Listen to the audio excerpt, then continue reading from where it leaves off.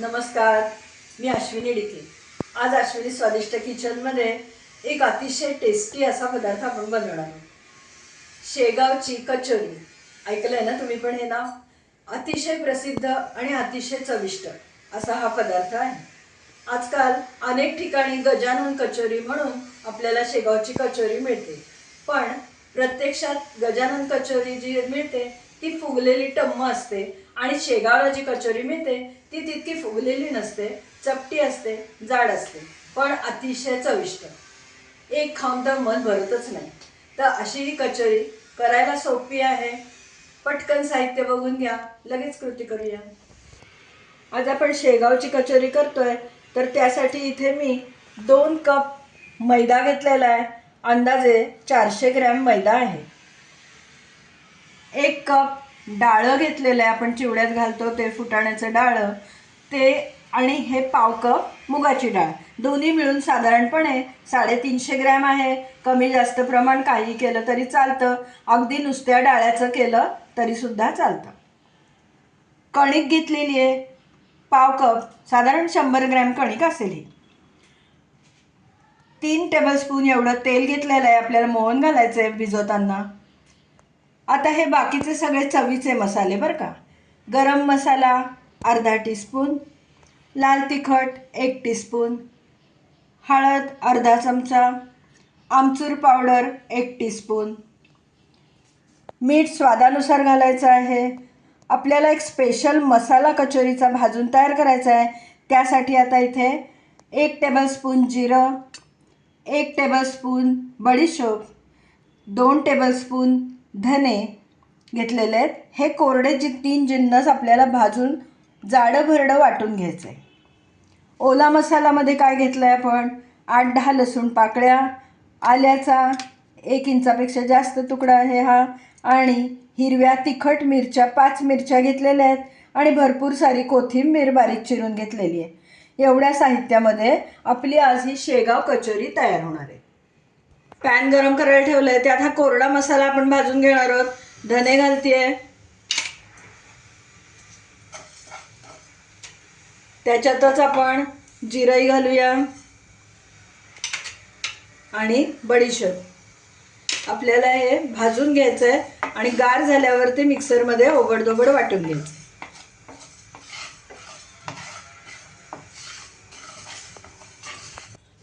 2च मिनिटं आपण ते भाजून घेतलंय। गॅस बंद करते। आता हे गार होऊ दे। आता आपण कचोरीचं वरचं कव्हर, त्याचं हे पीठ भिजवून घेऊया। मैदा,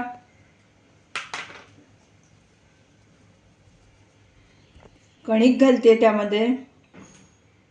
तुम्ही अर्धा मैदा अर्धी कणिक घेतली तरी काही हरकत नाही।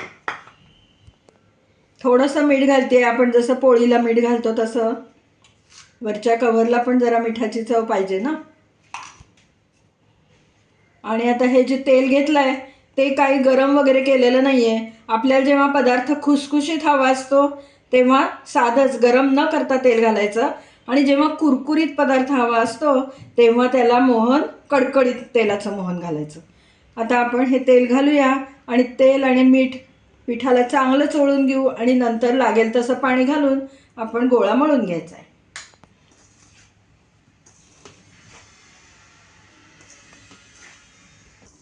मीठ आणि तेल चांगलं चोळून घेतलंय बघा। असं आपण हाताने दाबलं की त्याचा असा मुटका व्हायला पाहिजे, म्हणजे आपली कचोरी छान खुसखुशीत बनणार आहे। आता थोडं थोडं लागेल तसं पाणी घालून आपण पोळीची कणिक भिजवतो की नाही तितपत पीठ भिजवायचं। अगदी खूप घट्टही भिजवायचं नाही आणि सैलही करायचं नाही।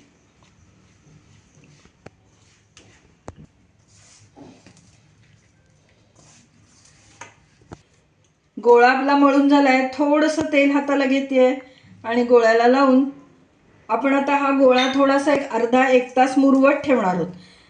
मैदा आहे तो थोडासा फुगेल। आता जरी तुम्हाला हे सैल वाटलं कणिक तरी नंतर ते अगदी व्यवस्थित होणार आहे।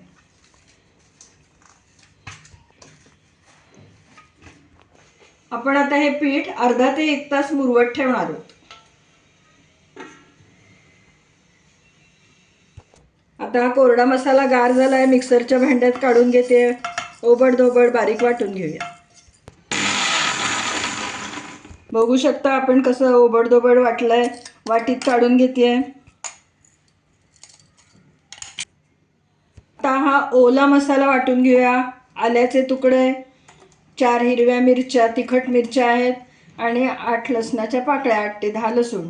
लसूण तुम्हाला वापरायचा नसेल तरी चालेल, लसूण स्किप केला तरी सुद्धा चालू शकते. भरपूर सारी कोथिंबीर पण घालूया वाटताना.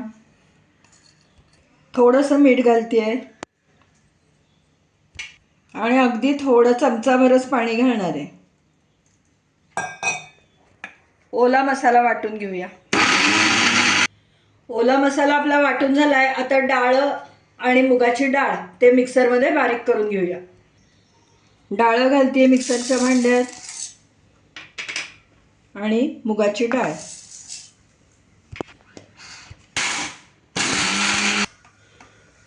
बघा आपलं किती छान मस्त बारीक झालंय पीठ. आता आपल्याला सारण तयार करून घ्यायचंय. पॅनमध्ये 3 टेबलस्पून तेल गरम करायला ठेवलेलं आहे. तेल गरम झालं आहे. आता आपण त्यामध्ये भरड हा जो कोरडा मसाला वाटला होता ते घालतोय. यामध्ये मोहरी, जिरं वगैरे मी काही घालणार नाहीये. गॅस बारीक करतेय. थोडासा हा परतून घेऊया तेलामध्ये.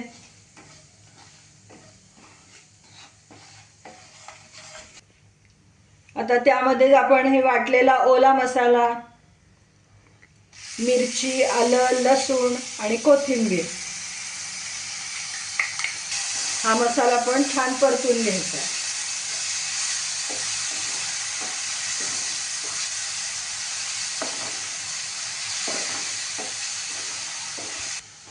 2 मिनिटच आपण हा मसाला परतून घेतलाय. आता त्याच्यामध्ये बाकीचे कोरडे जिन्नस घालून घेऊया एक एक करून. हळद, गरम मसाला,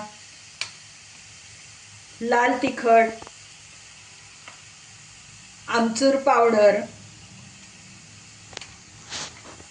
आणि ही थोडी कसुरी मेथी घेतलेली आहे, ती हातावर चुरून घालायची. त्यामुळे स्वाद जास्त छान येतो. मिक्स करून घेऊया. मीठ घालते चवीनुसार आणि आता थोडीशी 1 चिमूटभर साखरही घालायची. थोडीशी ती चवही छान वाटते. तुम्हाला नको असेल तर ऑप्शनल आहे, नाही घातली तरी हरकत नाही. मिक्सरच्या भांड्यामध्ये वाटलेल्या चटणीच्या पाणी थोडंसं घालते आहे, म्हणजे आपला मसाला करपणार नाही.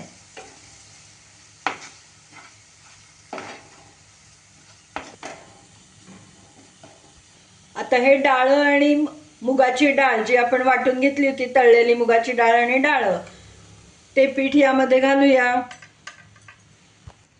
चांगलं सगळं मिक्स करून घेऊया. आज आपण इथे डाळ आणि तळलेली मुगाची डाळ त्याचं पीठ केलंय. ते नसेल तर तुम्ही बेसन पीठ वापरू शकता, पण बेसन पीठ वापरलं तर ते खूप चांगलं व्यवस्थित खमंग भाजावं लागतं. आत्ता कसं आहे, डाळ आणि मुगाची डाळ दोन्हीही भाजलेल्याच गोष्टी आहेत, त्यामुळे आपल्याला खूप जास्त वेळ ते भाजायला लागणार नाही. सगळ्या गाठी छान मोडून घ्यायच्या आहेत आणि एक पाण्याचा हपका मारून, शिपका मारून आपण 2 मिनिटं वाफवून घ्यायचं आहे. पाण्याचा हपका मारूया आणि झाकण ठेवून 2 मिनिटं वाफ देऊन घेऊ.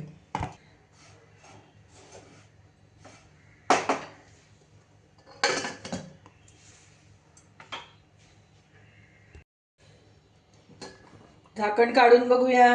वा, काय मस्त घरामध्ये वास सुटलाय. छान झालंय बघा. आणि मुख्य म्हणजे आपण डाळ घेतलेलं असल्यामुळे आपल्याला खूप वेळ परतायला नाही लागलेलं. आता हे सारण गार करायला ठेवलंय. ही उरलेली कोथिंबीर पण त्यामध्ये घालते. मिक्स करून घेऊया. आपलं पीठ कचोरीचं वरचं कवर जे करायचं आहे, तो मैदा भिजवलेला किती छान भिजलाय बघा. मगाशी किती सैल वाटत होतं की नाही, अगदी छान मुरलंय. 1 तासभर झालेला आहे आपण पीठ मुरवायला ठेवून.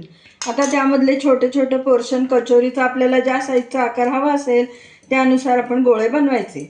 या पद्धतीने याचे गोळे बनवायचे आणि नंतर सारणाचे पण छोटे छोटे गोळे बनवून घ्यायचे.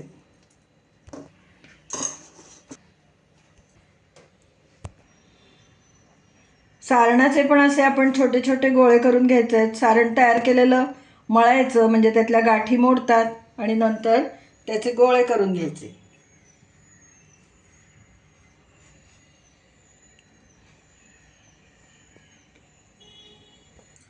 कचोरीच्या सारणाचे पण आपण छोटे छोटे गोळे करून घेतलेत.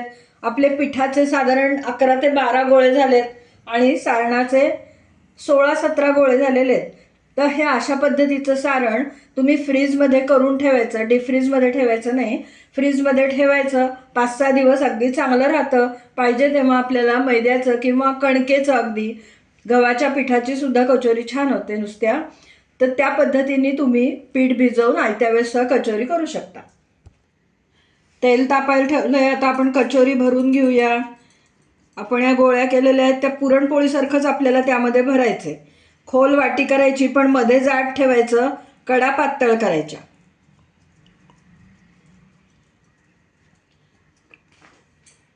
आपण ही तयार केलेली ही गोळी यामध्ये घालायची मसाल्याची आणि सगळ्या बाजूनी आपण मोदक जसा बंद करतो त्या पद्धतीनेच आपल्याला ते वरती वरती पीठ आणायचे.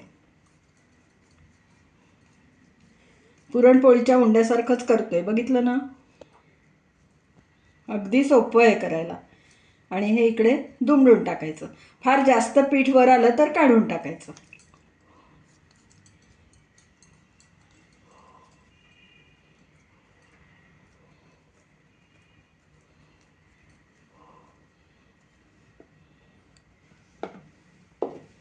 थोडंसं पीठ भुरभुरवते. हातानेच पहिल्यांदा आपण थोडंसं सारण पसरवून घ्यायचं आणि नंतर पुरी एवढं लाटायचं आहे आपल्याला. खूप पातळ लाटायचं नाही आहे.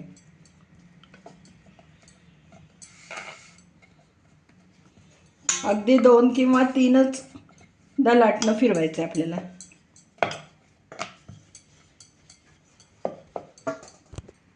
या पद्धतीने आपण अजून 2 कचोऱ्या भरून घेऊया. तोपर्यंत तेल तापेल आणि मग सोनेरी रंगावर आपल्याला कचोरी तळून घ्यायची.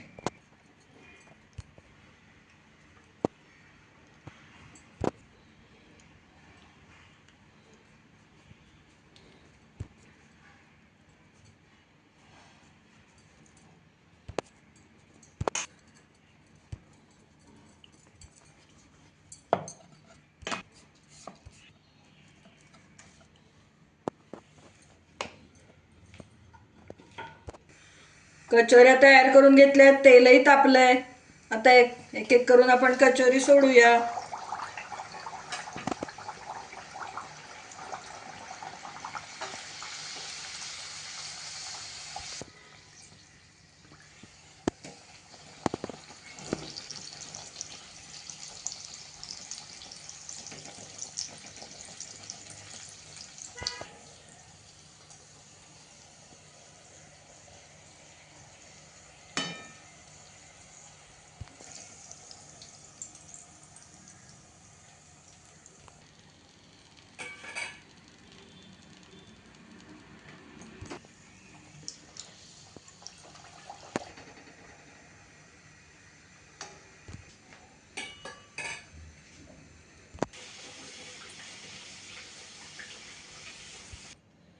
आपली शेगाव कचोरी चविष्ट करून तयार झाली आहे.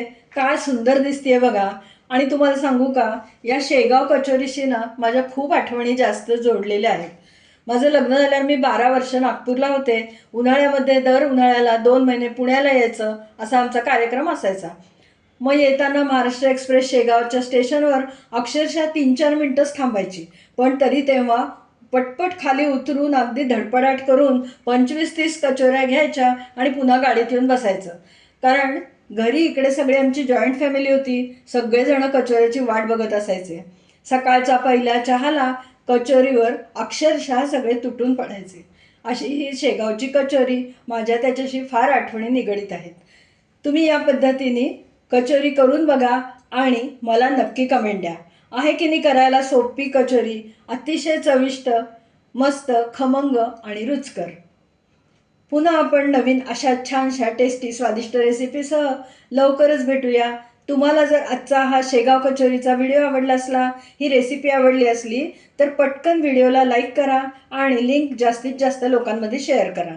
माझ्या चॅनलला जर अजूनपर्यंत सबस्क्राईब केलं नसेल तर सबस्क्राईब पण करा आणि तेव्हाच शेजारचं बेल आयकॉन दाबायला विसरू नका, म्हणजे मी वेळोवेळी पाठवलेले नोटिफिकेशन्स तुमच्यापर्यंत अगदी लगेच पोचतील. पुन्हा आपण लवकरच भेटूया. तोपर्यंत धन्यवाद.